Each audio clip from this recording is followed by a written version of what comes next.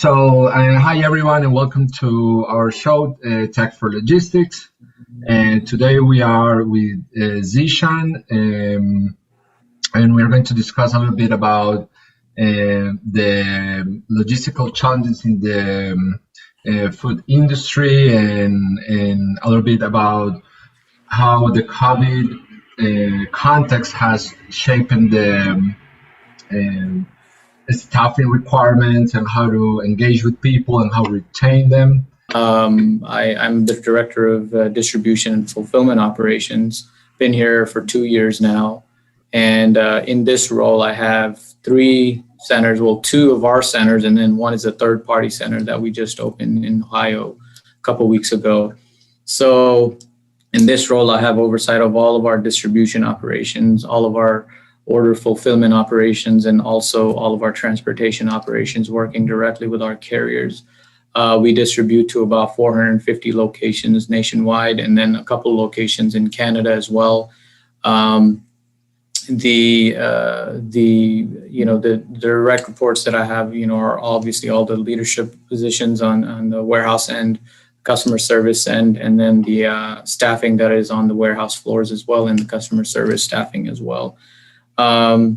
So that's kind of a little bit about me. I know I kind of stretched it, but I wanted to make sure that I kind of introduced and gave enough information regards to your background question.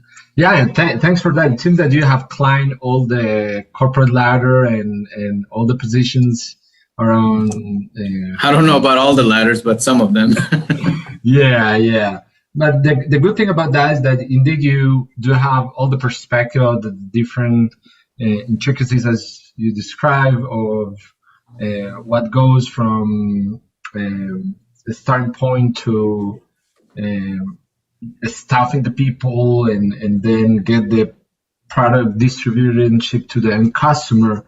So that gives you like the entire perspective. And now that you're in all but cakes, I'd like to understand a little bit more, what are the challenges that you have in such type of business? Yeah, I mean, it's a great question because, there's challenges in distribution and in supply chain as a whole every day. I mean, it might be the same thing that you're doing, but there's a challenge from, that can snowball. One challenge can impact many other outcomes.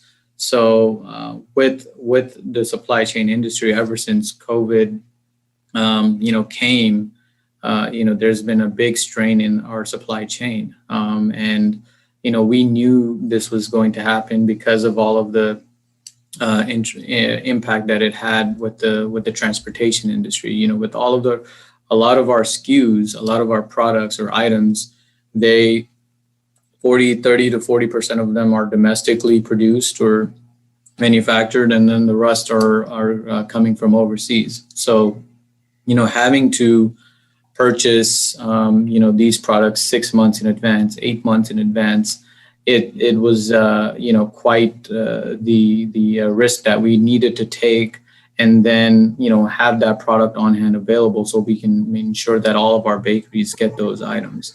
So, the challenge that came with that is that we're buying all this product, and then it's actually causing our warehouses to be full very quickly, because we're buying inventory that we'll need, a year from now or 6 months from now or 9 months from now.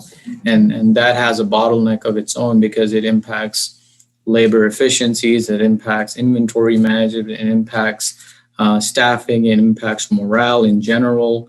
So there are all these factors that snowball when you have so much inventory all tied up into one building or two buildings, and then there isn't any way to get it out in a timely manner because a lot of our items are also seasonal based.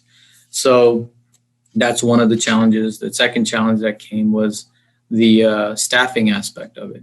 Staffing has been a big and a hot topic, for the last couple of years because ever since COVID came, there's been fluctuations in the market with the pay and the pay scale for a lot of different positions. I mean, you can,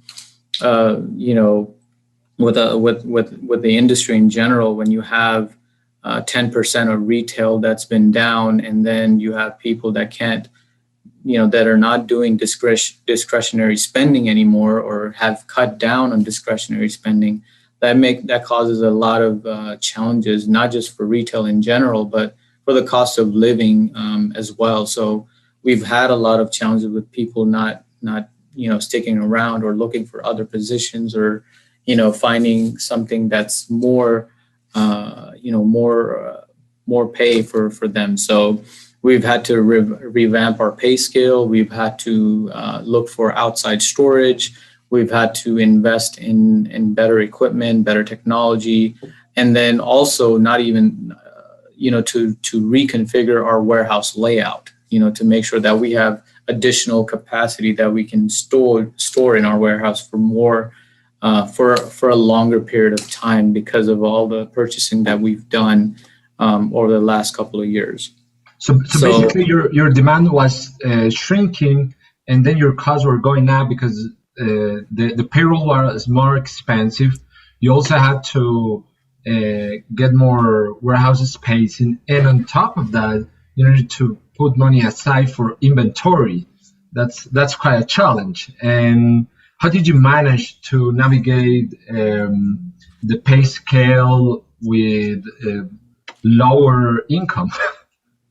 Yeah, so I mean, there's a couple parts to this. We as an organization, we value everybody at our company. We want to retain anybody that's been working with us. And we've had to use temp staffing. We've been using temp staffing, but ever since we've adjusted our pay scale, it has allowed us to improve our staffing. We've been able to convert several of our associates to full time, which has allowed us to, improve their pay scale, improve, from their monetary measures, it has improved pay scale.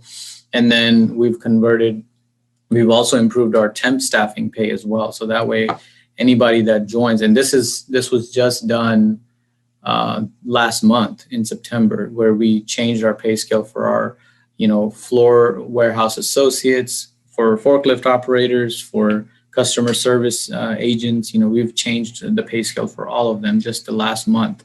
But this has been a conversation that has been happening for at least the past 6-7 months, and this required a lot of study, not just from my end, but from our human resources team, to evaluate the market and evaluate the shift from the fluctuations that has taken place, not in DFW in general, but for these specific positions, the forklift operators, the warehouse associates, and basically evaluate them from the entire market to see what the average, person is making. So we fixed the pay scale, and that comes with, our leadership, right? Our leadership is very important to us. It starts with me, and then, with me, I have my team, and then making sure that we value everyone's input on this. It's one of the biggest things that I believe, a company can do is really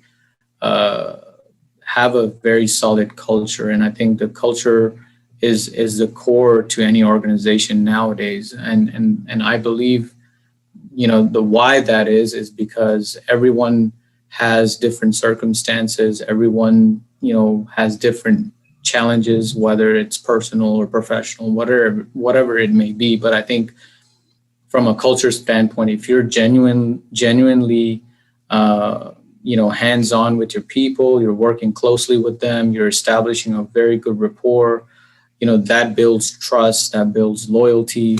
You're engaging with the team, regardless of, what the operation is, what the challenge is. If you're building that trust with your team, that can go a long way, and it'll help morale at the same time. So, But how do you get to, let's say, drive the culture of people in a warehouse? Because I understand with the management team, let's say, it's a little bit easier. You might do certain activities, or you can put, I don't know, the office um, in a lighter environment. I don't know. There are many things you can do there, Yeah. but how do you get to shape the culture inside a warehouse or a logistic operation? Yeah, I mean, it's always about recognizing people for their hard work, right? Okay. We do different kinds of things every month. So we have Employee of the Month, we have Quality Champion for every month. We do weekly lunch for every month. Once every week, actually, once a week, we provide lunch for the team. We've been doing monthly bonuses for our team as well. So that those are some of the pros that we have. The other pro is that we're only this specific company. This is only a Monday through Friday distribution operation. So just from a work-life balance standpoint, in today's day and age, a lot of distribution operations, they're either 24/7 or they have off shifts or they're two shifts, or they're working 12-hour shifts or 10-hour shifts 4 times a week. So this is a little bit more to cater to like family environment. So you have that fixed Monday through Friday all day shift. There isn't a second shift. There isn't a third shift. There isn't any weekends involved. So that already kind of improve, that gives that culture aspect already to the team, because the schedule is so it caters to everyone's lifestyle, right? And the culture, how do we bring people together? I think you just have to be out there with the team, be in the trenches with the team, work with them, be hands-on with them. As a leader, as I've done over many years, I think the best way to build trust with the team is just be hands-on with them, be open with them, be engaging with them, and that kind of comes itself, and that is something that has worked for me, and it's something I advocate for whoever I speak with, regardless if it's a peer or mentor or whoever it may be. But I think you have to be genuine with the people, you have to be open, and you can build that trust and be able to build that relationship to ensure that everything moves along the way, and it's an understanding that has to take place on both sides. And in terms of efficiency, um, are you currently tracking any KPIs to check the efficiency of the process, or the efficiency of certain people, that so you can recognize certain achievements and that kind of stuff? Yeah, so the KPIs that we measure, for our distribution operations is really order fulfillment. So if we had any out of stocks, or if we had any back orders, or if we had missed picks, the different percentage of our accuracy of our order fulfillment, percentage of our accuracy in terms of missing items, if we mispicked anything or if we didn't ship anything, those are some of the things that we look for. So if and we have every month we measure those metrics and we share those with the team. So if we have team members that are performing really well, if they're making 10 or less mistakes, that's something that we give them a round of applause on as a team. So those are some of the metrics that we measure every month. The quality of our products, which is through our visual inspections as it arrives, order accuracy, making sure that we're not having any mistakes or misships or missing items, and then fulfillment, making sure that we don't have any back orders or any out of stocks. And if they are, what was the reason for it, or where was the gap, and investigating that properly to make sure that we don't. And, I can tell you that we've been pretty much 99, 98% all year long for the last, since I've been here. So, and since, ever Congrats. COVID started, since COVID has been here, we've just continued to purchase because we want to make sure our order fulfillment, we want to make sure that that our bakeries have product available to them throughout the year, and that they don't have to over purchase, or they don't have to buy so much like we do, because we want to make sure we have that product available for them so they don't have to invest in outside stores themselves.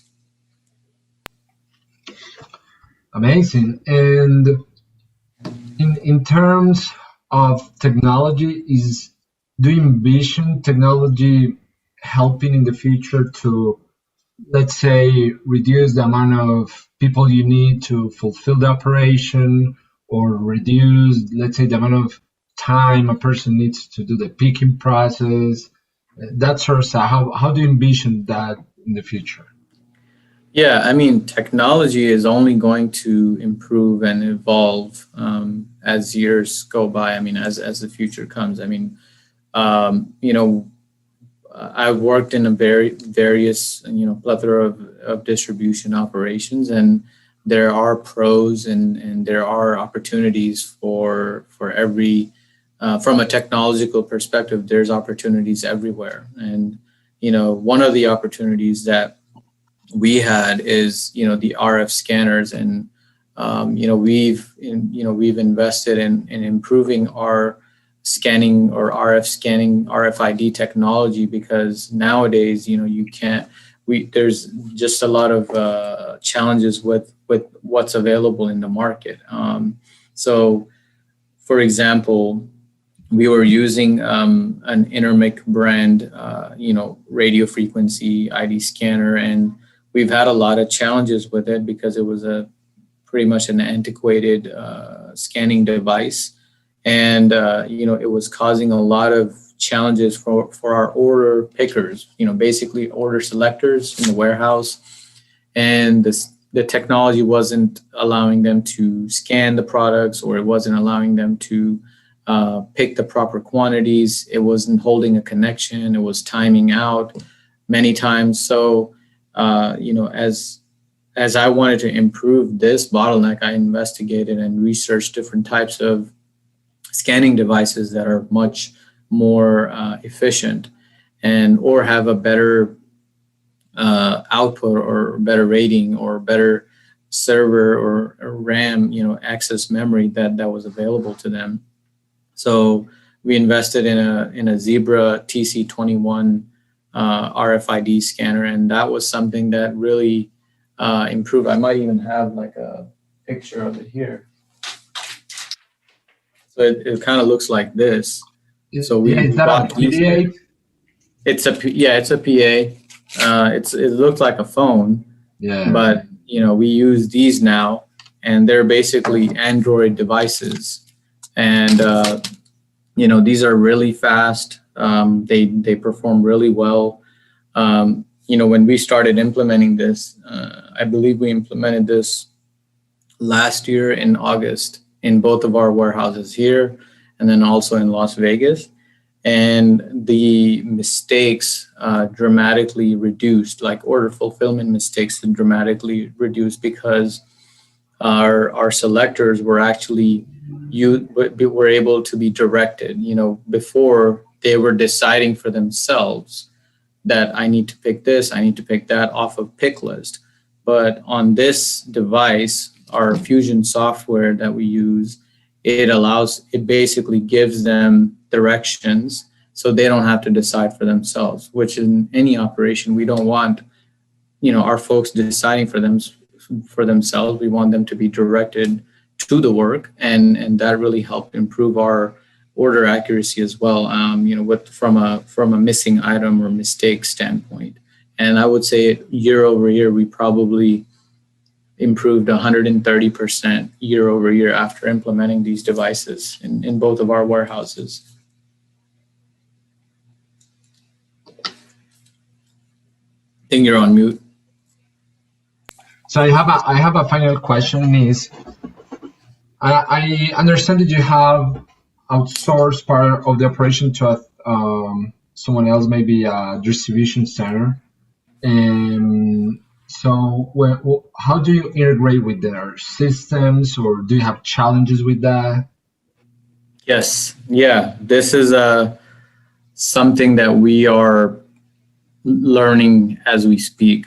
So we just launched a third warehouse in Ohio, and it's a 3PL. So we're using a third party provider that is for our for our distribution services.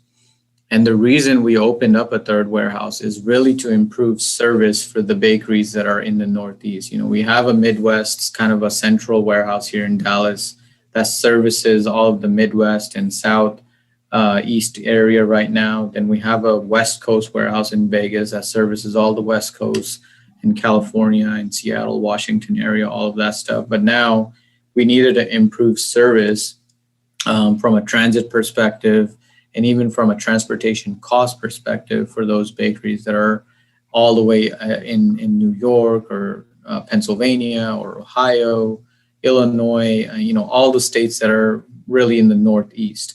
So, that was the overarching goal, is to open up a third party warehouse. And, it's easier to manage from that perspective because the operation is already established. There's already a protocol or protocols in place. There's already systems in place.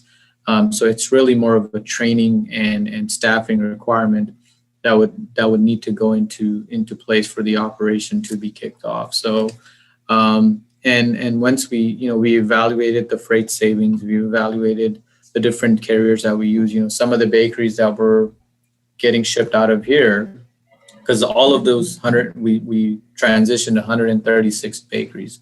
This warehouse, the Plano warehouse, was servicing 50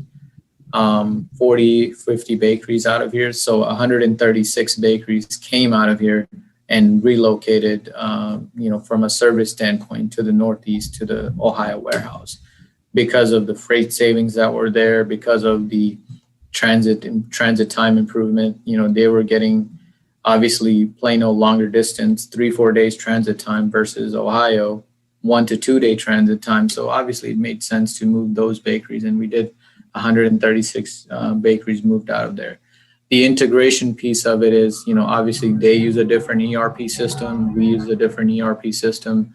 So, we're working on a EDI, which is an electronic delivery or interface system that can really communicate between two systems together. And right now we have access to their ERP system. So we go in and we put in all of our orders for the bakeries. And then we've trained them on creating the BOLs, printing out the shipments, the requirements that are there for the BOLs, the requirements that are there for all of our food items, like from a FIFO management, writing down the lot codes. And then we've also shared these devices with them to see if they can integrate the same kind of device. So that way, the efficiency from order fulfillment is a lot more accurate. So it's a transition right now. It's a transition that's taking place on their part, and obviously, we're going to continue to improve that as these few days or few weeks continue to move forward. So it's going well. I mean, it's just in the first couple of weeks, but I'm very positive that by the end of this year, it'll be a very seamless transition, or a complete transition, and we'll be in a much better position with the third party warehouse. Amazing. It's super interesting, and I really found that indeed, when you need to expand to start using other warehouses or vendors for food operation, new challenges come to place, and that's where you need to adapt, right? That's the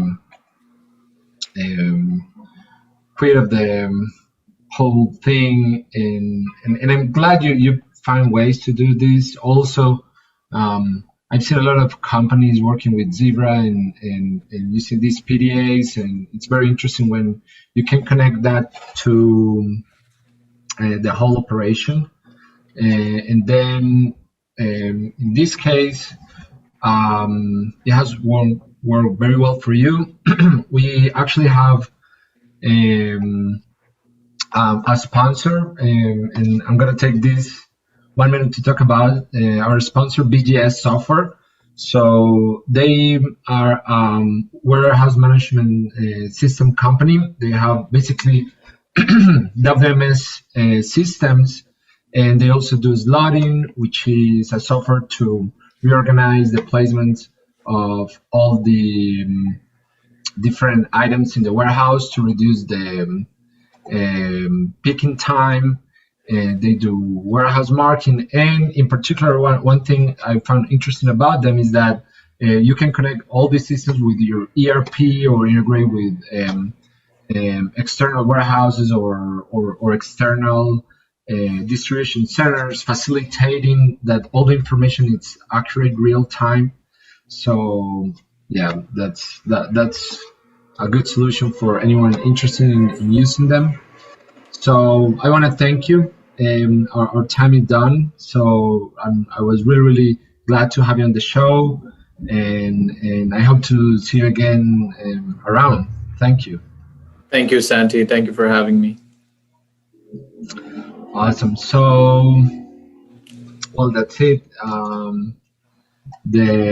was trying here to wrap up and convey the message, but I'm really thankful with you for your time. It was very interesting to be able to understand your operation.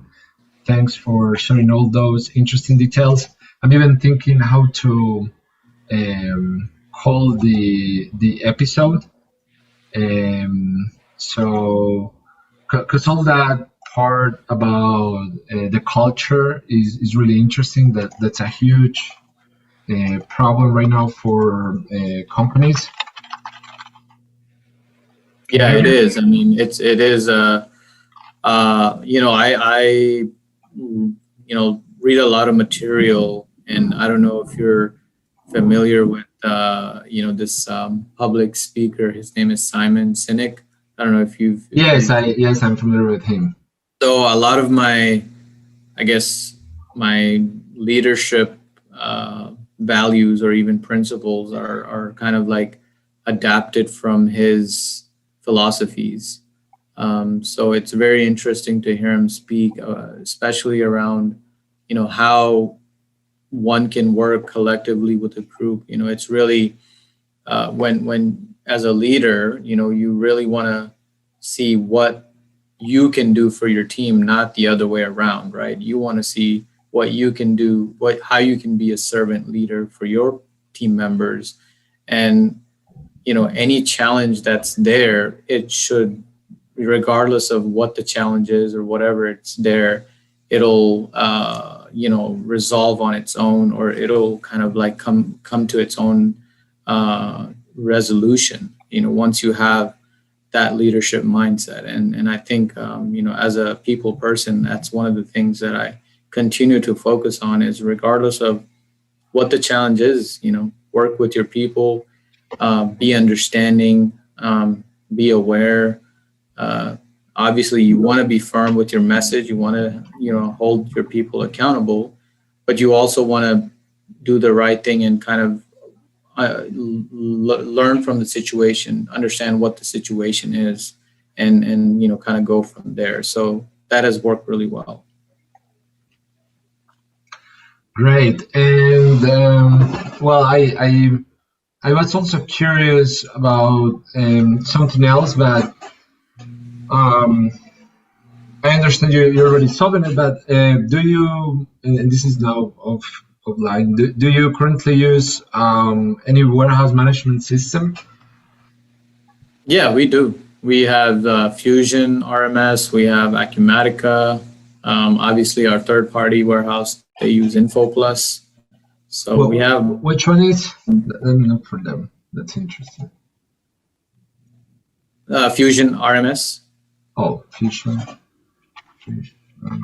RMS. There you go. Yeah, the fusion of retail.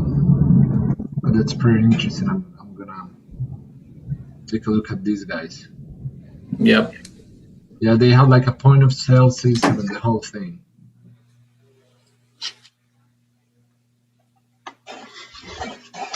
Great. So, yeah, no, thanks, Zeeshan, for your time. You're welcome, Santi. And I hope to see you around maybe when we do a webinar or something.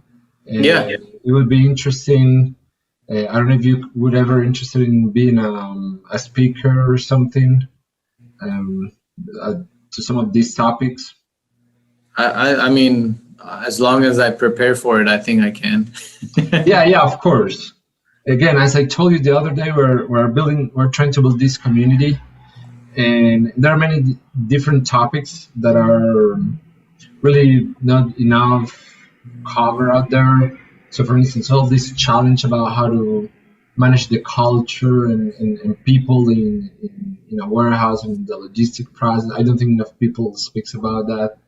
And I'm pretty sure with all your experience, there are other topics, but I'm just thinking forward, you know. Yeah, yeah, for So sure. yeah, thanks anyway for your time, and we'll keep in contact. And see you around. All right. Take care, Santi. Bye.